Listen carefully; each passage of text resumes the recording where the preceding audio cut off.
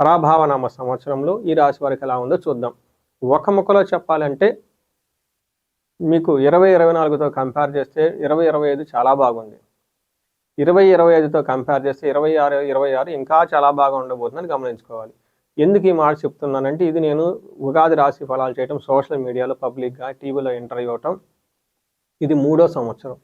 నేను ఫస్ట్ వచ్చిన కొత్తలో ఈ రాశి వాళ్ళకి అంటే 24 సంవత్సరం వీళ్ళకి అర్ధ అష్టమ శని నడుస్తుంది. చాలా కాల్స్ నాకు ఈ రాశి నుంచే వచ్చేవాళ్ళు. 10 కాల్స్ వస్తే 2 కాల్స్ ఈ రాశి నుంచే వచ్చేవాళ్ళు. ఎక్కువ కాల్స్ వస్తూ ఉండేవి అనమాట. ఆ తర్వాత వీళ్ళకి అర్ధాష్టమ శని పోయింది. అయితే చాలా వరకు ఇంప్రూవ్మెంట్ వచ్చేసింది. కానీ వీళ్ళకి అష్టమ గురువు కూడా ఉన్నారనమాట. అందుకని కొన్ని విషయాల్లో పర్టికులర్గా జాబ్ విషయంలో చాలామంది ఇబ్బంది పడ్డారు.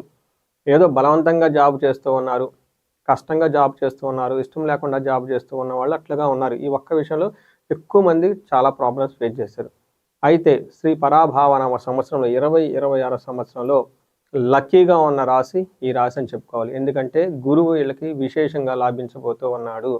ఈ యొక్క కారణం చేత 24తో కంపేర్ చేస్తే 25, 25తో కంపేర్ చేస్తే 26 కూడా చక్కగా బ్రహ్మాండంగా ఉండబోతుంది. వీళ్ళకి ఆదాయం 11. చూడండి, మీకు ఈ స్టాటిస్టికల్ ఫిగర్స్ ఇక్కడ తెలిసిపోతూ ఉంటుంది.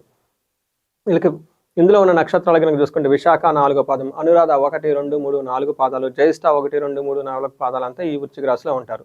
పేరు బలం కనుక చూసుకుంటే వీళ్ళకి తో, నా, నీ, ను, నో, యా, ఈ, యు ఈ లెటర్స్ అంతా కూడా వృశ్చిక రాశిలో ఉంటారు. వీళ్ళకి ఆదాయం 11, వ్యయం 5. అంటే దీని మీనింగ్ ఇక్కడ మీకు తెలిసిపోతుంది. మీకు మల్టీ సోర్సెస్ ఆఫ్ ఇన్కమ్ వచ్చే అవకాశం ఎక్కువగా ఉంటుందని గమనించుకోవాలి. రెండోది రాజ్యపూజ్యం 2 ఉంటుంది. అవమానం అంటే 6 ఉంటారు. ఈ విషయంలో కొంచెం జాగ్రత్తగా ఉండాలి. మీరు నెక్స్ట్ స్టెప్కి లైఫ్లో ఎవాల్వ్ అవబోతూ ఉన్నారు. కొత్త ఆపర్చునిటీస్ రాబోతూ ఉన్నారు. ఇన్నోవేటివ్గా ఉండబోతున్నారు. ఈ టైంలో మీకు అవమానించే వాళ్ళు ఎక్కువ ఉంటారని కొంచెం గమనించుకోవాలి. అయితే ఒకే ఒక్క చిన్న పని చేయటంతో ఈ 2026 అంతా మీకు శోభాయమానంగా ఉంటుంది, దివ్యంగా ఉంటుంది. ఏమిటి అంటే మీ చుట్టూ టాక్సిన్ పీపుల్, చెడు అలవాట్లు కలిగిన వ్యక్తులు, చెడ్డ బుద్ధి కలిగిన వాళ్ళు ఎవరిని ఉంటే తీసి దూరంగా అవతలేయండి, లేదా వాళ్ళకు దూరంగా మీరు పోండి. ఈ పని కనుక మీరు చేయగలిగితే మీకు విపరీతంగా ధనం వచ్చే అవకాశం ఎక్కువ ఉందని గమనించుకోవాలి. మనకి గ్రహస్థితిని బట్టి కనుక చూసుకుంటే శని 5th హౌస్లో ఉండటంతో మీకు కొంచెం ఎడిక్షన్స్ అయ్యే అవకాశం ఎక్కువగా ఉంటుంది. ఈ ఒక్క విషయం కొంచెం గమనించుకోవాలి.